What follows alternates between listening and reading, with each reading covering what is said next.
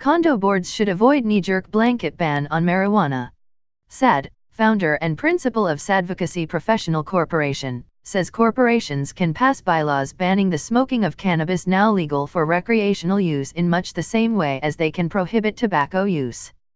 However, she says any rules involving cannabis must account for medical users, who need to be accommodated to the point of undue hardship under the province's Human Rights Code. Condo corporations cannot outright limit a person's ability to grow or consume medicine, says SAD.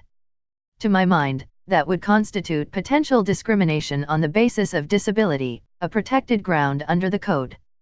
Still, there is an onus on the medical user not to act in a way that may cause damage to the building or disturb other residents, says SAD, who suggests the parties sit down to negotiate a reasonable exemption to blanket cannabis bans. Some parameters should be set about the method of consumption under which both parties can operate, she says. For example, SAD says simple solutions could involve a patient agreeing only to vape, use a filter or smoke with the window open. Other, more complex options include modifications to ventilation or electrical systems.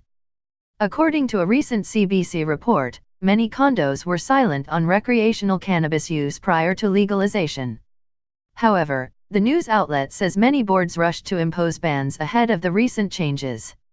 One property manager told the CBC that many condos favor bans because it's impossible to prevent smoke from migrating from unit to unit. You can never wrap it in saran wrap, per se, he said. Even someone going out onto their balcony, the smoke can make its way into an adjoining unit. In addition to cannabis use, SAD says condo boards will have to consider their stance on the cultivation of the drug.